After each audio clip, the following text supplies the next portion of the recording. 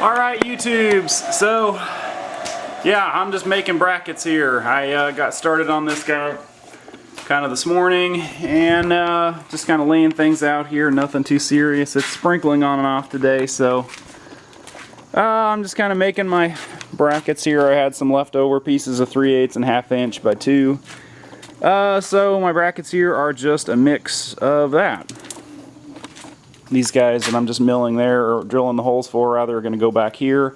I thought about putting a piece of 6x1/2 back here, but I think I've got it supported there, there, and there, and it's not like with my welding bed where I had a piece notched out up here of my C-channel. So I think that's good enough, and I don't really anticipate putting some insanely heavy things on here. It's mostly just going to be my welder in the front and air compressor on one of the sides here, so probably that side.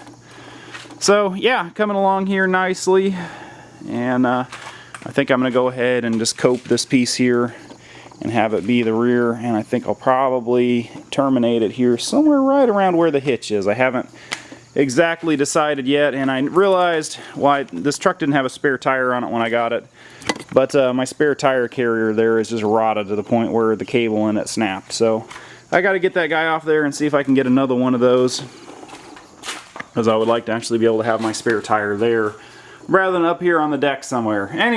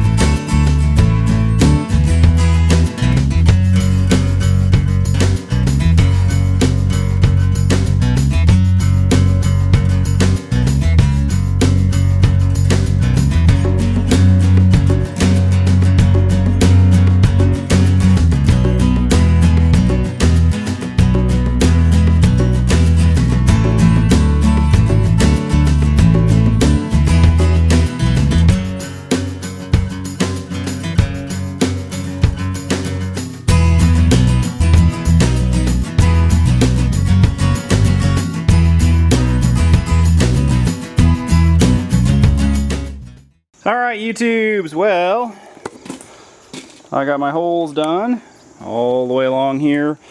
I didn't realize I actually ran out of 1/2 inch bolts, so I only had 4 that I can hold these guys on here with, but that'll work while I am figuring this thing out. I guess I've got just 2 inches spaced from the cab there, and then back here I'm still trying to decide exactly where to cut this guy off, but I guess that's kind of probably my next thing to decide here is how long I'm going to make these. I think I'm just going to kind of terminate it right here at the trailer hitch.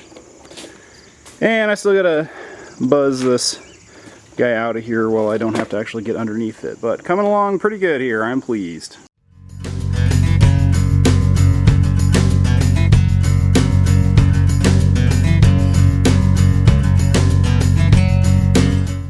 Alright, so as you saw there, one of the things I love about working with aluminum is you can just use normal hand tools if you've got them from making like woodworking stuff. So I just have a DeWalt 18-volt cordless saw here. I've got an aluminum blade in it that I think is meant for cutting aluminum siding, and I'm slicing through C-channel here. It just really is a nice material to work with. You don't have to use a torch, you don't have to use a bandsaw, you can just use a frickin' handsaw.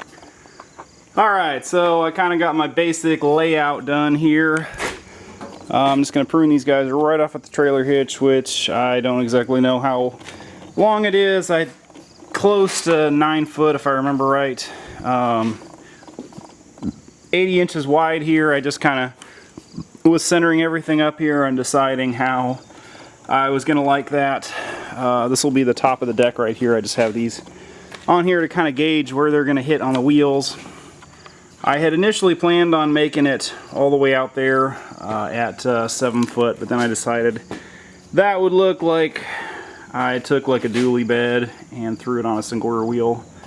It's kind of pushing, I think, things now, but I think this will end up being the kind of best option there. It makes it to where the wheels are just inside the skirting, so I think that'll be okay and not look too bad. I just gotta cut some angle here, or cut some C-channel and do some MIGging. I'm just gonna go ahead and do this with my spool gun on the Multimatic here. It was weird running some 70/18s for my brackets there, because I'm so used to running stick off my engine drives that, you know, I'm used to sticking the rod, waiting for the idler to warm up, and then actually do my welding. It's just like you can just start right off. Anyway, I'm gonna get back to work here. Oh, and also I think I'm gonna go ahead and cope this piece right here in here, or I may go ahead and use it for a bumper down there. I haven't exactly decided yet. I guess there's no real need to cope it in there. This bed should be plenty strong for what I plan on doing with it. I may just go ahead and put it down here right above my hitch as kind of like a bumper type deal.